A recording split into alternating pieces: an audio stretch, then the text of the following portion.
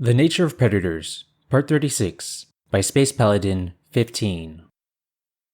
Memory transcription subject, Captain Sovlin, Federation Fleet Command. Date, Standardized Human Time, October 6, 2136. Resounding shouts coursed through the air as the humans rounded on the unarmed enemy. Most were some variant of a demand to lie on the ground.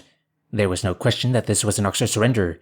They were complying with the barked orders and cuffing themselves without any clear trickery. There was no snarling or sudden movements either. Perhaps this inexplicable behavior was because humans earned respect by whatever their twisted standards were. The primates' bellowing voices shook me to the core and clearly left no room for debate. Scaring the boarders away with bloodied fangs and piercing eyes hadn't been a viable tactic for a change. All the same, I didn't think the reptilians were capable of submission. The Federation never managed to capture a predator or reason with them. Appealing to mercy was an exercise in futility. Amusement seemed to be the only motive they needed to destroy our worlds. Accepting the Terrans as thinking people was one thing, but the Arxer were clear-cut in their villainy. I wonder what Captain Monahan will do with the prisoners, I muttered. Samantha offered a non-committal shrug. Not my call. Not mine either, and that's probably a good thing.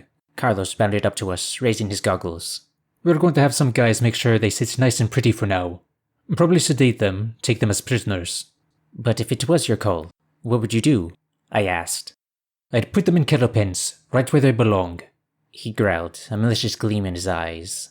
I wonder if the greys would taste like a gator. Or maybe they'd make a good pair of boots.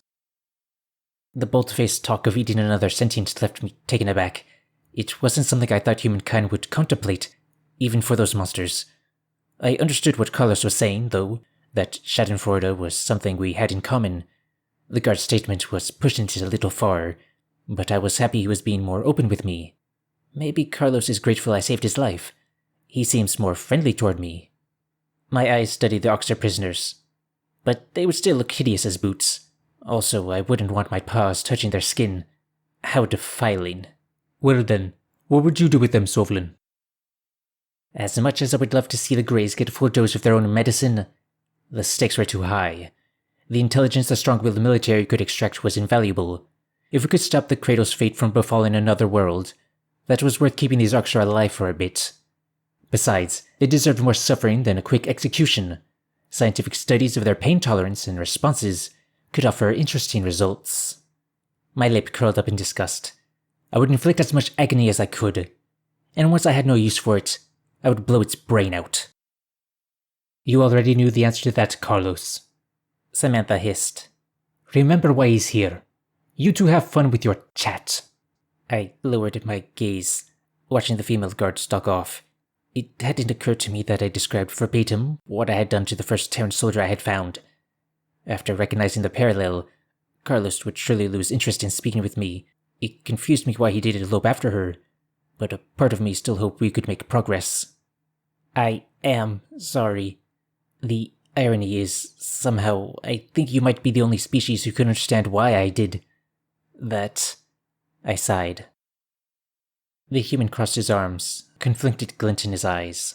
I understand why if we were the Oxer, but you didn't even consider or research Marcel Fraser's story, nor did you listen to the vinyl that backed him up. I did research. The Federation's database pegged you as a species of genocidal conquerors who do nothing but war. My spines bristled as I recalled the atrocities in the original briefing. Then I watched videos of humans gassing children and nuking your own cities, and you lecture us about stampedes. I still don't get you. That history makes a lot of us angry too. We're, capable much of what they are. But the Vanil, Slanik, was unconscious for days. What we knew was the Republic cut off all communications, chased off 8 ships at gunpoint, and took every Federation visitor hostage after they met you. It was an obvious conclusion at the time that humans coerced them into those actions. But that's just not true. You know that. Now. In my pause, would you have thought humanity was friendly and empathetic when you seem so much like the Arxer, the only other known predators? The guard didn't say anything, but his ocular relaxation showed that my point landed. He pursed his lips and scratched the back of his neck. It was obvious he was hesitant to vocalize understanding for the torture of his own kind. Perhaps his concern was that nearby soldiers might overhear. Let's just say, by the time Slanik woke up, it was too late. I had to be right about you, or else I was a monster. My voice cracked and my eyes blinked shut to seal away tears. I'm not defending Carlos. I can't live with what I've done. Not since it hit home. I don't expect anyone's forgiveness. The predator patted my shoulder once, with a surprising amount of gentleness. No words tumbled from his lips, but that was more consolation than I deserved. The guilt enshrouding my heart eased for a brief moment. I realized how badly I had needed one of the humans to understand. Carlos cleared his throat and his gaze dialed in on the Oxer prisoners. A human had a boot planted against one's tail with a gun barrel pressed against his skull. The reptilian's eyes were wild with what I would think was fear in any other species. It looked young and scrawny, which might be why it was singled out for intimidation. What did you do with the kids? The UN soldier's voice was low, charged with a venomous undercurrent. Where are they? Kids? The Oxer stammered. The Gojits, the cattle, you son of a bitch. Why didn't you just say that? They're in the cargo bay. And where the fuck is that? Show us now. The Grey led us into the kitchen, which was placed adjacent to the cafeteria. The station seemed more suitable to butchering than food preparation. Carlos gestured for me to follow, since my inclusion was only permitted to pacify the captives. My uneasy brain resented the march into the predator's lair, and was relieved the humans hovered close behind. A decaying scent wafted into my nostrils, which triggered my gag reflex. A few goated corpses dangled from the ceiling, and had been gutted from head to toe. The amount of dried blood suggested their organs were carved out while they were alive. One carcass was noticeably smaller than the others. It looked about the size of my daughter. Last time I saw her alive. That child was dissected, then served to the group as an entree. Just like my sweet Anya. Those vile predators. They see us as a feast. Disgust torched a path up my esophagus, and I spewed vomit onto the tile. The way Carlos's cheeks were ashen and puffed out, I think he was barely keeping his own lunch down. It was a relief to see the clawless predator looking squeamish, especially after hearing him ponder how the Oxer tasted. Heaving sounds behind me suggested that disgust was the overarching reaction within Terran ranks. The UN soldiers bringing up our flank got more of an eyeful than they anticipated. It was baffling that predators would have such a strong aversion to gore. All evolutionary knowledge suggested blood should serve as an enticing marker of an easy catch and sharpen their senses. The male guard wiped sweat off his brow. Fuck, man. I can't unsee that. They're so brutal, senseless. Deep breaths. Don't focus on it.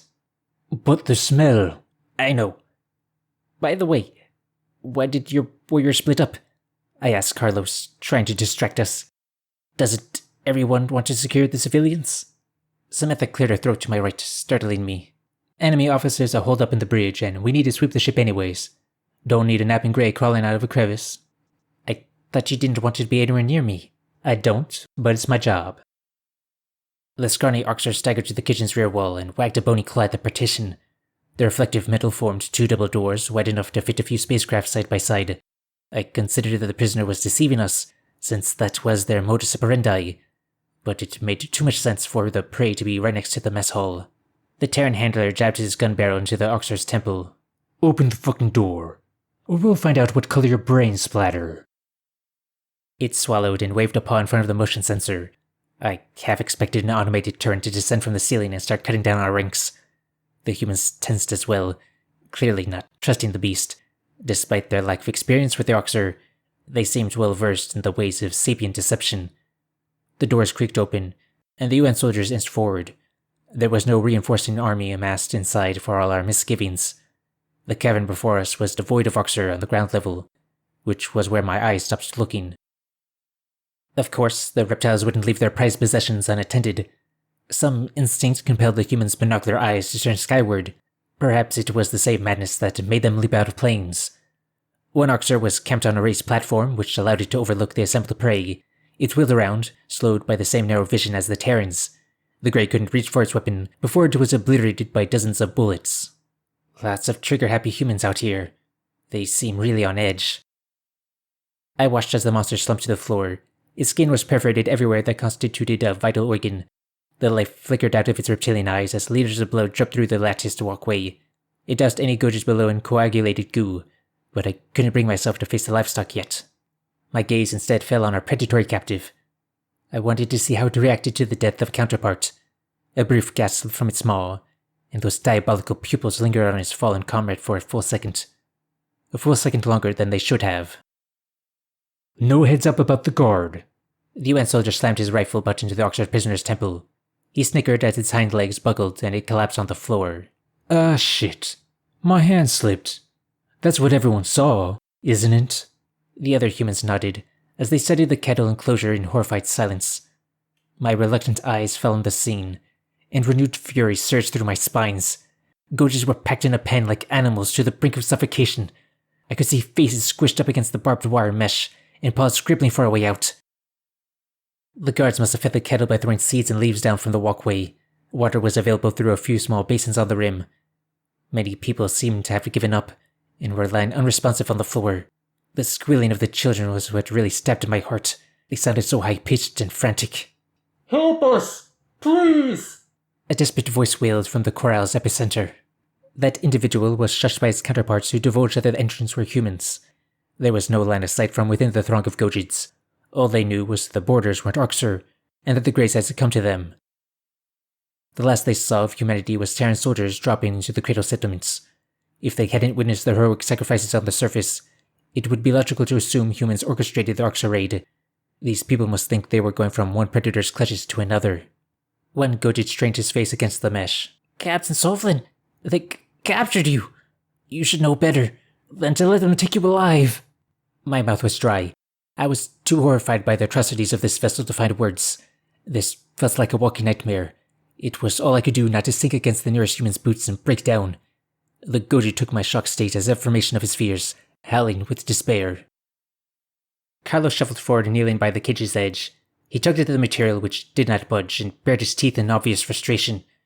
The muscles in his shoulders were quivering with a primal rage that he was struggling to restrain.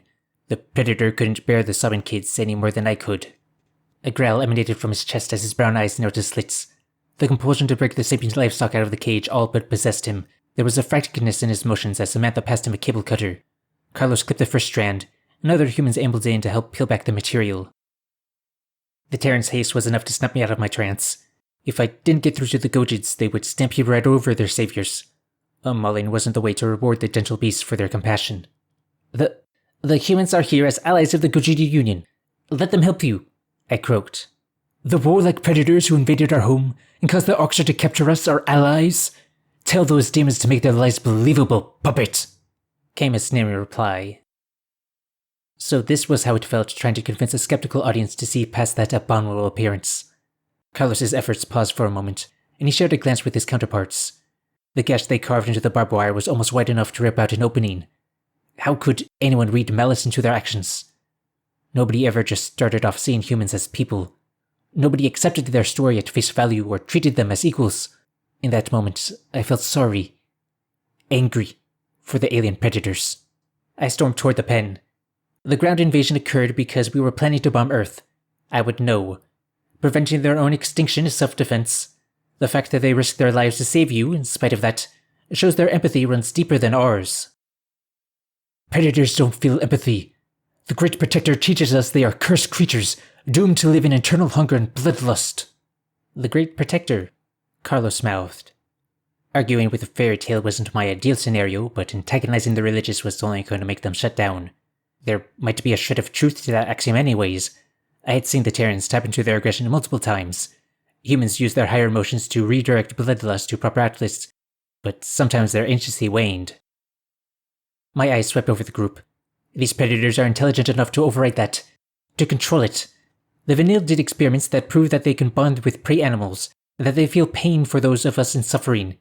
It is irrefutable evidence by every scientific metric. What? That's not possible. You're saying... Humans use their hunger to protect the weak from threats, much like your goddess. They formed laws and morality that are civilized, honorable even. If they are cursed and trying to break free, wouldn't the Protector command us to help? The UN soldiers tugged back the spiky wall and surveyed the traumatized Gojids.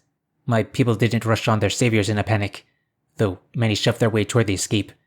The alternative was to remain in Arxur custody, and the Arxur were a known commodity. Even if the Terrans were just as evil, it was difficult for them to be worse. Several humans extended gloved hands, hoisting the victims onto solid ground. Herbivore food and clean water awaited the rescued. The special care they gave to the young didn't escape my notice. Samantha's eyes glowed as she began to spoon-feed an emaciated infant. I had never seen such a toothy snarl on her face, or heard her speak so softly. This skirmish hadn't been to contest the cattle claim at all. I wondered what the Arxer would think when they realized the predators they viewed as equals despised them as much as the rest of the galaxy. Whether humanity's interrogations turned up anything useful or not, it would be priceless to be a fly on the wall.